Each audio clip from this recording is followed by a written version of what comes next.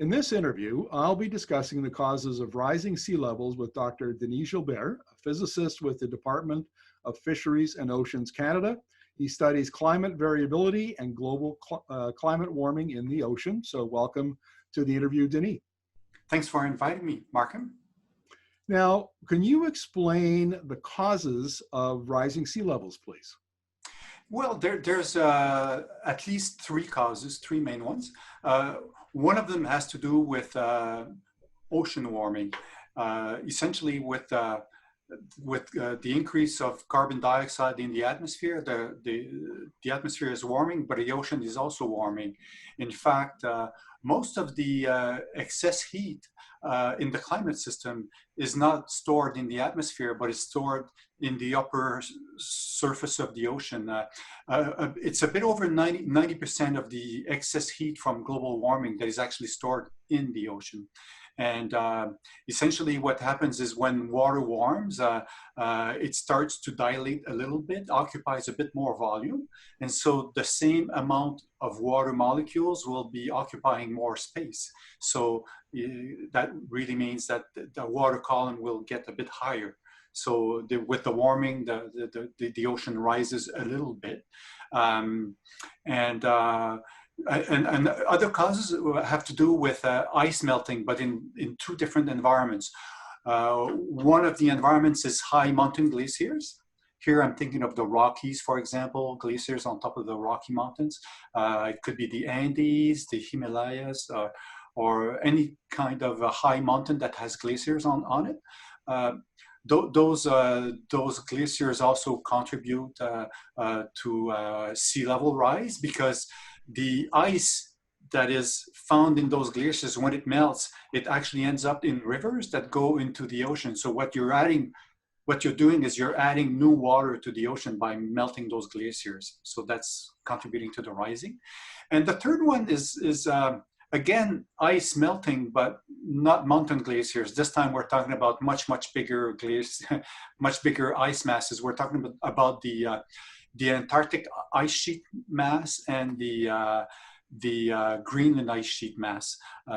Those two ice sheet masses are actually melting, and their contribution is rapidly increasing relative to the other causes. If we think of global warming that's causing the increase in the warmer temperature, relatively speaking, the two ice sheets are actually contributing more and more to sea level rise. Well, let's talk about projections of sea level rise out to the end of the century. What are we expecting to see, and are we going to see will it vary between continents? Say, will Canada be affected more than, say, the United States or Europe or some other continent? Yeah, well, the overall average for year 2100 depends on how much carbon dioxide we emit in the atmosphere. If we take a very optimistic approach and assume it's going to be what we call RCP 2.6, we're expecting somewhere around 40 centimeter sea level rise. But if it's more like business as usual, or let's call it not being very aggressive with trying to mitigate the emissions of greenhouse gases, it would be about double that in terms of sea level rise, about 84 centimeters, but there's a fairly large margin of error on that. It's plus or minus 20 centimeters, let's say. So that's the global average. And then as to deciding how it's changing from place to place, that all depends on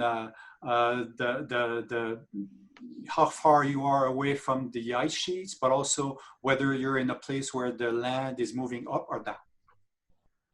Now, one of the things that I want to ask you, Denis, I ask all the scientists that I interview, is why should people trust in your science? Why the accuracy of your measurements or your forecasts? Can you give us a little bit of an idea of why we should do that? Well, there's some parts of the system that I'm talking about that we understand better than others.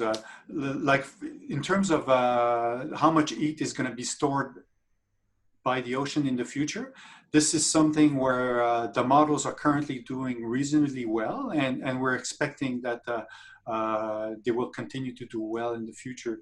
The one where people would have reasons to, let's say, raise question marks would be the behavior of the ice sheets. If I think, for example, of the Greenland ice sheet and the Antarctic ice sheet, we are less certain of our modeling because those processes are more complicated, and we don't understand them as fully as we do for the warming of the ocean, for example. So that's why when you look at figure, I think it's figure 3 in the technical summary of the IPCC report on the ocean and cryosphere, you see much bigger ranges of uncertainty for the ice sheet than you do, for example, for warming of the ocean or for glacier melting. Mountain glacier melting is more certain, something we know about with more precision, whereas the two ice sheets, Greenland and Antarctica, we know much less well. Going forward, will we see an improvement in the modeling so that your data is more accurate, the computer models can handle more complexity, that sort of thing? Yes, we can expect that from two main directions. One of them is the increase in computing capacity, meaning that we can refine the meshes on which we evaluate the climate, so that way bigger, more computer power usually leads to better simulations. But another one that should not be neglected is better understanding in the physical mechanisms involved. For example, in terms of ice sheet processes, how does the ice sheet edge interact with the ocean, for example? How does ocean warming affect the base of the ice sheet, so that perhaps the flow rate of the ice sheet from the continent to the ocean might be changed as a result of that? These things are the subject of intense study right now, and those studies are not just empirical studies, but they're also modeling studies that essentially are looking in the details of those mechanisms. So we can expect more, better understanding of those mechanisms in the future. Is it fair to say, Denis, that scientists like you have a high degree of confidence in much of the science around this, a moderate degree of confidence in some of it, but you have enough confidence to know that the general trends that you're talking about are accurate? Is it fair to say that? Yes, it would be fair. And one thing that I should emphasize is that we also have some, I would say, similar episodes of the geological past that give us confidence that sea level rise will be fairly major. I'm thinking, for example, of one of the last interglacials that was in the recent past. Sea level was higher by a few meters with CO2 concentrations that were not too different from the ones that we have now. So those events from the past were also associated with sea level that was quite a bit higher.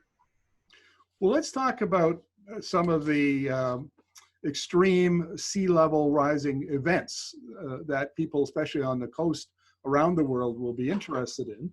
And what can you tell us about what's expected going forward and how they might worsen?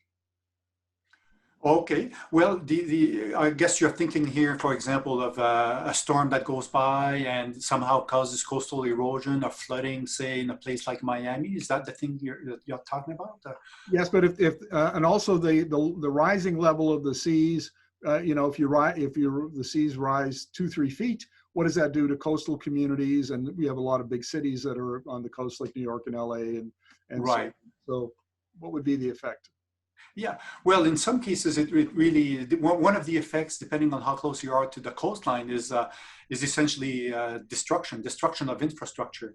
It can be, for example, destruction of a wharf, or if you have a property, your house, on the ocean, and the cliff keeps eroding. Eventually it gets, too close for comfort to your house and you have to move. So these things are real big issues. And on that topic, one thing that's important to bear in mind is that the frequency of occurrence of those extreme sea level events will be very different in the future.